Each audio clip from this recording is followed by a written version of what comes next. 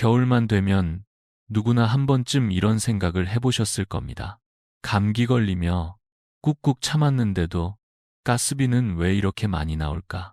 보일러를 아끼려고 온풍기까지 돌렸는데 전기세까지 폭탄처럼 튀어나오니 대체 뭐가 잘못된 건지 혼란스럽기만 합니다. 실제로 많은 분들이 이렇게 난방비를 줄이기 위해 다양한 전열기구를 사용하지만 그 선택이 오히려 전기요금을 더 올려버리는 경우가 많습니다. 그중 가장 흔한 오해는 바로 전기장판이 전기세 많이 나올 것 같다는 인식입니다.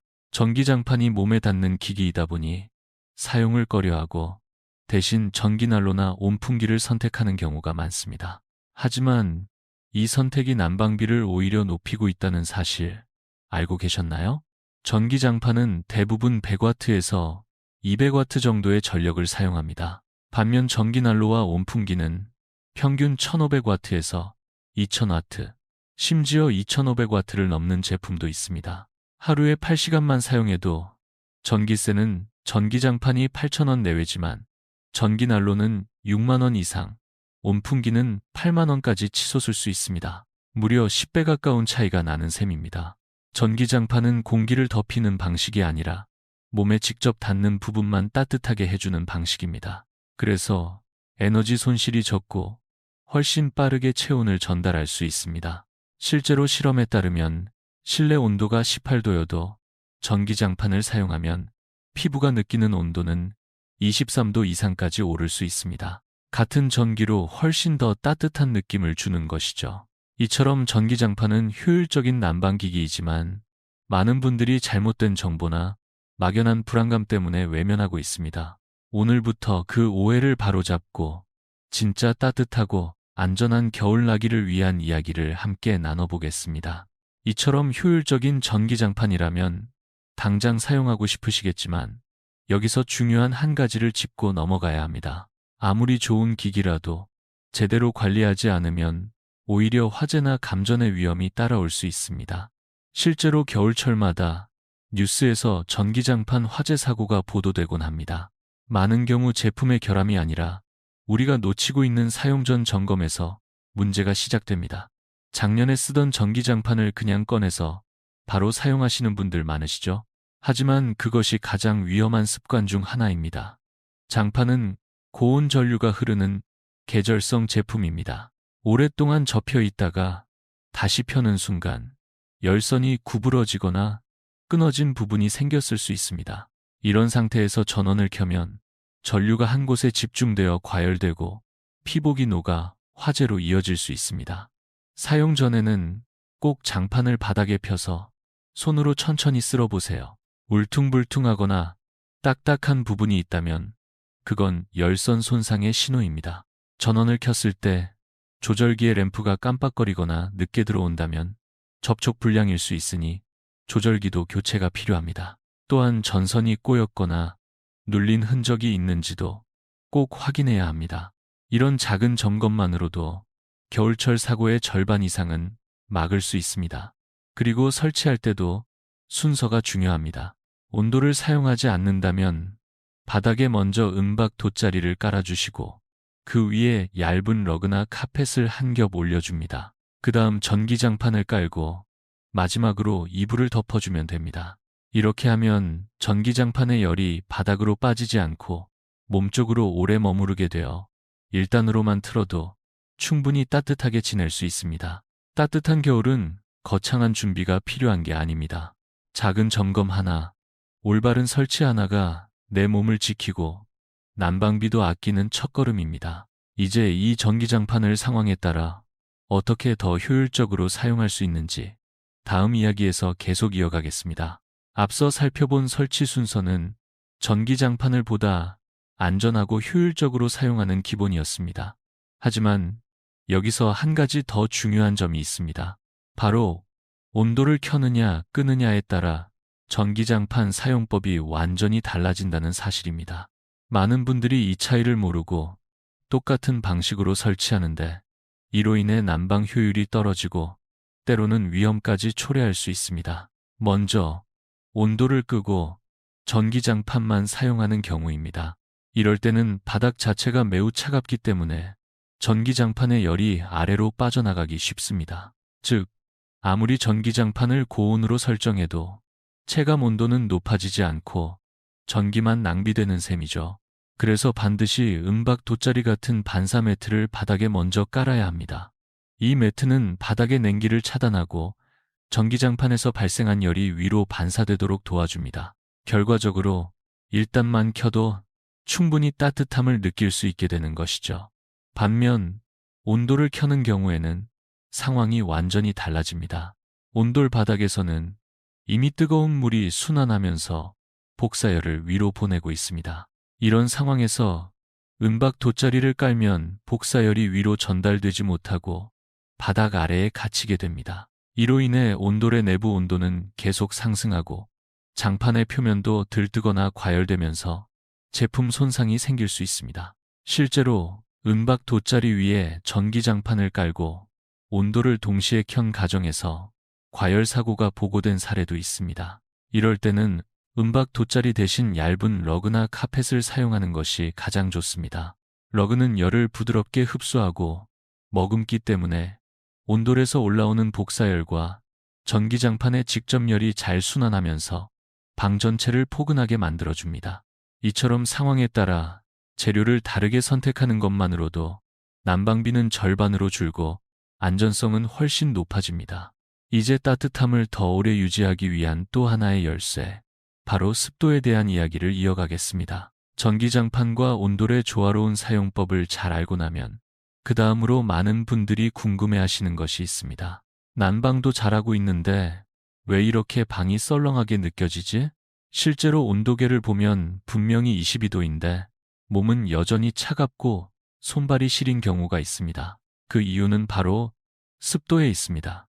겨울철에는 난방을 많이 하게 되면서 실내 공기가 쉽게 건조해집니다.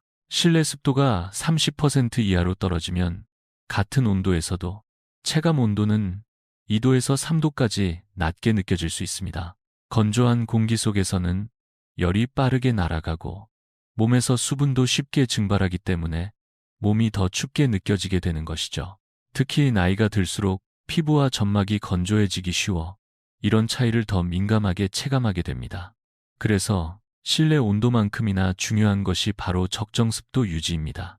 가장 이상적인 습도는 50%에서 60% 사이이며 이 범위를 유지하면 공기가 포근하게 감싸주는 느낌을 받을 수 있습니다. 가습기가 있으면 좋겠지만 없더라도 충분히 실천할 수 있는 방법이 있습니다. 젖은 수건을 방 안에 걸어두거나 마른 빨래를 실내에서 자연 건조시키는 것만으로도 습도를 안정적으로 유지할 수 있습니다.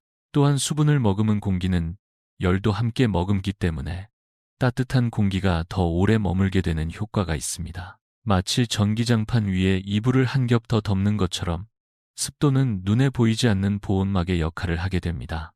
이처럼 난방기기의 성능만 따지는 것이 아니라 공기 자체의 상태를 함께 관리해주는 것이 겨울철 진짜 따뜻함을 지키는 핵심입니다. 그리고 이제 이 따뜻함을 더욱 효과적으로 가둘 수 있는 실내 공간 활용법, 난방 텐트에 대해 이어서 소개해드리겠습니다. 습도를 잘 유지해도 방 전체가 쉽게 따뜻해지지 않는 경우가 있습니다. 특히 외풍이 심한 주택이나 방 크기가 큰 경우에는 아무리 전기장판을 켜도 따뜻함이 금세 사라져버리는 느낌을 받을 수 있습니다. 이런 상황에서 마지막으로 체감 온도를 확실히 끌어올릴 수 있는 방법이 바로 난방 텐트입니다. 난방 텐트는 말 그대로 작은 공간 안에 또 하나의 방을 만드는 방식입니다. 전기장판의 열이 공기 속에 머물 수 있는 구조를 만들어주어 따뜻한 공기가 빠져나가지 못하도록 막아주는 역할을 합니다. 이 원리는 실제 실험을 통해도 입증되었습니다. 같은 실내 온도 16도인 3개의 방에서 각각 아무 난방도 하지 않은 경우, 전기장판만 사용한 경우, 그리고 전기장판 위에 난방 텐트를 설치한 경우를 비교해봤습니다. 1시간 후 온도 측정 결과는 놀라웠습니다. 첫 번째 방은 17도, 두 번째는 22도까지 올라갔고 텐트를 함께 사용한 방은 무려 26도까지 상승했습니다. 전력 소비는 거의 동일했지만 따뜻함의 차이는 확연했습니다. 난방 텐트의 장점은 열을 위로 새지 않게 해주고 벽과 천장을 따라 손실되는 복사열을 차단해준다는 점입니다. 작은 공간일수록 열기가 빨리 가득 차기 때문에 특히 몸이 쉽게 차가워지는 어르신들에게는 더없이 좋은 방법이 될 수 있습니다. 다만 한 가지 주의하셔야 할 점이 있습니다.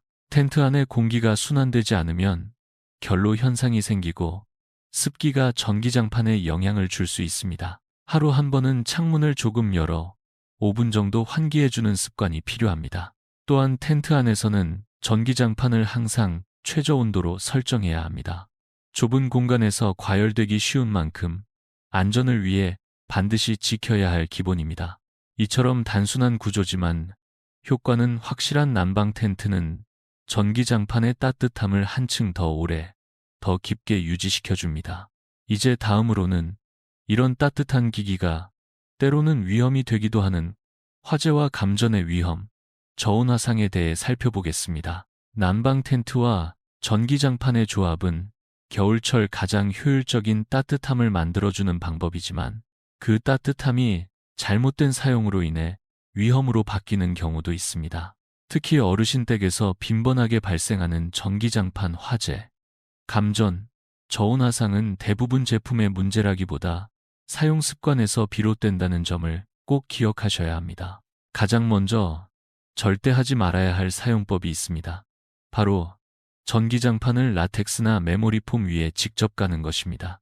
이 소재들은 열을 흡수하지 않고 가두는 특성이 있어 장시간 사용 시 열이 빠져나가지 못하고 내부 온도가 80도 이상까지 올라갈 수 있습니다. 실제로 이런 환경에서는 장판의 표면이 타거나 제품이 변형되고 심지어 불이 나는 사고도 종종 발생합니다. 라텍스 위에 사용할 경우 반드시 면 소재 러그를 중간에 한 겹 깔아주셔야 합니다. 또한 전기장판 위에 전기 매트나 전기 담요를 겹쳐서 사용하는 것도 매우 위험합니다. 두 개의 열선이 서로의 열을 막아 과열되기 쉽고 조절기가 온도를 정확히 감지하지 못해 한쪽은 계속 뜨거워지는 경우가 생깁니다. 실제로 전북 정읍에서 이런 겹침 사용으로 인해 부부의 침실에서 화재가 발생한 사례가 있었습니다. 그리고 흔히 간과하는 부분이 바로 멀티탭 사용입니다. 전기장판은 장시간 전류가 흐르기 때문에 TV, 히터, 가습기 등을 함께 꽂는 멀티탭에 연결하면 과전류로 인해 피복이 높고 화재로 이어질 위험이 큽니다. 전기장판은 반드시 벽면 콘센트에 단독으로 연결해야 하며 코드가 짧을 경우에도 전격 16회 이상 고용량 연장선을 따로 사용하는 것이 안전합니다. 이제 마지막으로 눈에 보이지 않는 위험, 바로 저온 화상에 대해 말씀드리겠습니다. 온도가 높지 않아도 오랜 시간 같은 자세로 누워 있으면 피부가 손상될 수 있고 특히 당뇨가 있거나 혈액순환이 약한 분들은 더욱 주의하셔야 합니다.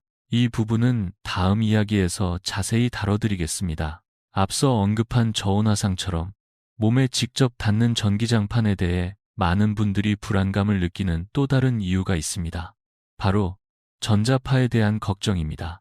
전기장판 오래 쓰면 치매 생긴다더라, 자는 동안 전류가 몸에 흐른다더라는 이야기들이 입소문처럼 퍼져 특히 연세 있으신 분들 사이에서는 전기장판을 아예 꺼리는 경우도 많습니다. 하지만 결론부터 말씀드리자면 전기장판의 전자파는 매우 미약하며 일상생활에서 충분히 안전하게 사용할 수 있는 수준입니다. 전기장판에서 발생하는 전자파는 대부분 60Hz의 극저주파로 이는 우리가 사용하는 일반 가전제품들, 예를 들어 냉장고나 헤어드라이어보다도 약한 수준입니다. 즉, 눈에 보이지 않는다고 해서 더 위험한 것이 아니라 오히려 잘못된 정보가 더 큰 불안을 만들고 있는 것입니다. 실제로 국가에서 정한 전자파 기준은 매우 엄격하며 대부분의 전기장판 제품은 KC 인증과 EMI 등록을 통과한 상태로 판매됩니다. 박스나 조절기 뒷면에 이 인증 마크가 표시되어 있으며 이는 해당 제품이 국제 전자파 기준에 적합하다는 뜻입니다. 인증 제품의 전자파 수치는 인체 보호 기준치보다 10배 이상 낮은 경우도 많습니다. 그래도 혹시나 걱정되신다면 아주 간단한 방법이 있습니다. 전자파는 대부분 조절기에서 발생하기 때문에 조절기를 머리맡이 아닌 발 방향이나 몸에서 50cm 이상 떨어진 위치에 두면 전자파 노출을 자연스럽게 줄일 수 있습니다. 단순한 위치 조절만으로도 심리적인 불안을 상당 부분 해소할 수 있죠.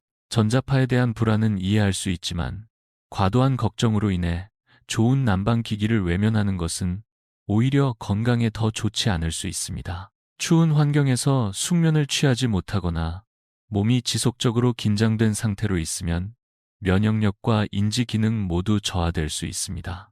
이제 마지막으로 지금까지 배운 내용을 하나로 정리하고 전기장판을 따뜻하고 안전하게 활용하는 방법을 정리해 보겠습니다. 지금까지 우리는 전기장판을 어떻게 하면 더 효율적이고 더 안전하게 사용할 수 있는지 하나하나 짚어보았습니다. 처음에는 단순히 전기장판이 전기세가 덜 든다는 이야기에서 출발했지만 그 안에는 습도, 설치 방법, 재료 선택, 화재 예방, 전자파 오해 해소까지 생각보다 많은 내용이 숨어 있었습니다. 결국 따뜻한 겨울을 보내기 위해 꼭 기억해야 할 5가지 핵심 원칙은 다음과 같습니다. 첫째, 냉바닥에는 반드시 은박 돗자리를 사용해 전기장판에 열이 빠지지 않도록 합니다. 둘째, 온도를 켤 땐 은박이 아닌 러그를 깔아 바닥열이 위로 잘 전달되도록 합니다. 셋째, 실내 습도를 50, 60%로 유지하면 체감온도가 올라가고 건조로 인한 감기도 줄어듭니다. 넷째, 전기장판은 단독으로 벽 콘센트에 연결하고 절대 라텍스 위나 멀티탭 사용은 피해야 합니다. 다섯째, 타이머 기능과 예열 기능을 활용해 화상과 과열 위험을 줄이고 조절기는 항상 몸에서 멀리 두는 습관을 들이세요. 이 5가지만 지켜도 겨울철 난방비는 절반 이하로 줄고 안전사고는 거의 발생하지 않게 됩니다. 전기장판은 위험한 기기가 아니라 관리와 습관이 중요한 생활기기일 뿐입니다. 한 번의 점검, 한 겹의 매트, 한 번의 타이머 설정이 여러분의 건강과 지갑을 동시에 지켜줄 수 있습니다. 혹시 주변에 아직도 전기장판 쓰면 위험하다더라 하고 두려워하시는 분이 계시다면 오늘 들은 이야기를 조용히 나눠보세요. 따뜻함은 온도를 높이는 것만이 아니라 정보를 나누는 것에서도 시작됩니다. 특히 부모님이나 혼자 사시는 어르신께는 이 작은 실천이 큰 도움이 될 수 있습니다. 겨울은 두려움으로 견디는 계절이 아니라 지혜롭게 따뜻함을 나누는 계절입니다. 오늘 이야기 속 작은 팁 하나라도 실천해 보세요. 여러분의 따뜻한 겨울은 지금부터 시작됩니다.